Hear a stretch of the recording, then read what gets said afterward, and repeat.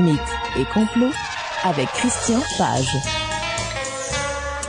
Christian, il y a d'autres livres que tu veux proposer à donc, nos chers auditeurs. Oui, et les auditeurs n'ont pas à se précipiter sur la tablette et le crayon. Tous ces livres-là seront rapportés sur le site du 98.5. Donc, le prochain livre dont je veux te parler, La science à l'épreuve du paranormal, ça c'est aux éditions Alphée, c'est sorti il y a quelques mois. Ça a été signé par Sylvie Simon, qui est une écrivaine, journaliste, et qui s'est beaucoup passionnée pour le paranormal, mais qui a aussi écrit beaucoup sur les scandales et la désinformation, le sang contaminé, la vache folle, tout ce genre de trucs-là. Et là, elle nous présente un ouvrage qui s'intitule La science à l'épreuve du paranormal.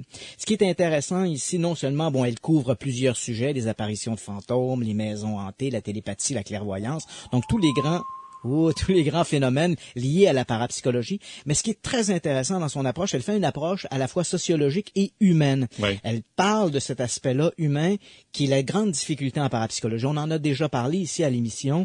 Tu te rappelles, j'avais évoqué, ça avait choqué quelques personnes lorsque j'avais dit les phénomènes paranormaux semblent mieux fonctionner à l'extérieur du laboratoire que dedans le laboratoire. Mm-hmm. Et en fait, la raison, c'est une réalité parapsychologique. Maintenant, le pourquoi, les sceptiques diront parce que c'est plus facile de frauder à l'extérieur du laboratoire, alors que les parapsychologues diront parce que l'environnement émotif est peut-être plus facilement atteignable sur les lieux d'un crime ou en discutant avec des gens. Est-ce que je peux choisir? Oui, tu as le droit de choisir. Moi, je pense pas que tu peux fourrer le monde plus facilement. Et c'est possible, c'est-à-dire qu'on n'a pas il n'y a pas une dichotomie entre les deux. Mais c'est sûr que placer un médium dans un laboratoire avec des électrodes sur la tête et avec un laborantin qui lui demande de performer, on est d'accord que l'environnement émotif est moins grand que lorsque le médium est sur le terrain avec une famille qui enquête sur la disparition d'un enfant, quelque chose comme ça. On le sait, on est tributaire, comme humain, on est tributaire de nos émotions. Tu fais un bon travail, mais si ton patron était derrière toi, au-dessus de ton épaule, t'aurais peut-être tendance à bafouiller, t'aurais peut-être tendance à bégayer. On est tributaire, comme humain, on est tributaire de nos émotions. Quel que soit, en fait, le niveau, le degré de ça, ce qui est intéressant dans le livre de Sylvie Simon, elle explique bien pourquoi la recherche en parapsychologie est si difficile, parce que lorsqu'on tente de faire des expériences en laboratoire, on travaille avec du matériel humain. Et le matériel humain on ne peut pas faire une expérience avec des humains comme on ferait par exemple une équation mathématique ou une expérience de chimie. Donc cet ouvrage-là est fort intéressant, La science à l'épreuve du paranormal. Et puis évidemment, une émission mythes et complots, on devait obligatoirement avoir des ouvrages sur les mythes et les complots. Donc j'en ai apporté deux. Un ouvrage de Jamie King, ça s'intitule, c'est une traduction, mais le livre est donc disponible en français sous le titre Théorie conspirationniste. L'ouvrage ne va pas très en profondeur. Attends, t'as les deux tours qui explosent.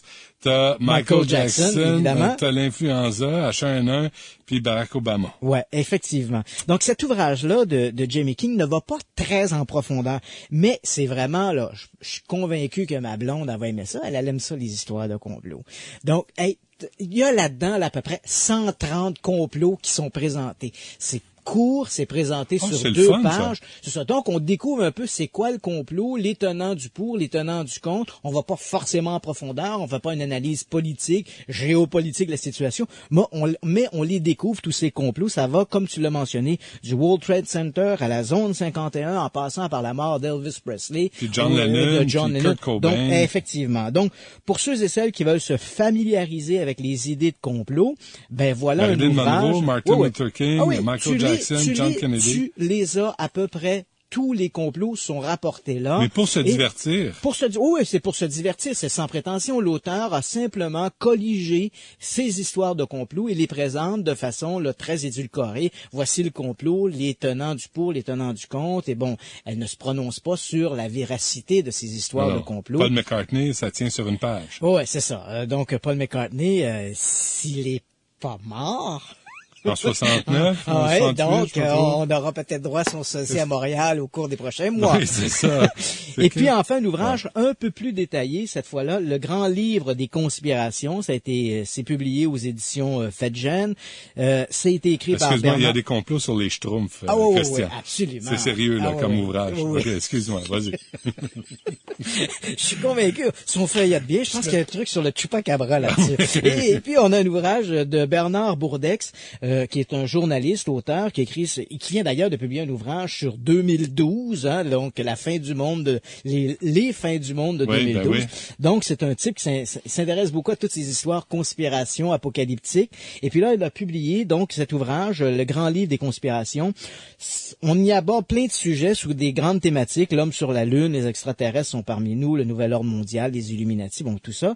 Bourdex présente... Ça semble plus sérieux. Oui, donc Bourdex présente les complots en exposant les arguments du pour ou du contre, contrairement à l'autre ouvrage qui ne faisait que présenter là, de façon en vrac. Ouais. Cette fois-là, Bourdex, il va un peu plus en profondeur, évalue la valeur de ces histoires de complots. Et puis, bon, bien sûr, il prend un peu position. Il ne dit pas que tous les complots sont vrais, mais de par sa formation en politique, tout ça, il nous dit, bon, il y a visiblement une manipulation de l'information, une désinformation de l'information, une désinformation et une manipulation de l'information. Bon. Et l'histoire est garante de notre futur, alors croyons aux conspirations, parfait. Elles sont là pour rester. Merci Christian Page, merci à Claudie, à François et à Pierre-Étienne. Merci à vous d'avoir été là en ce mercredi. On se reparle demain dès midi. Au revoir.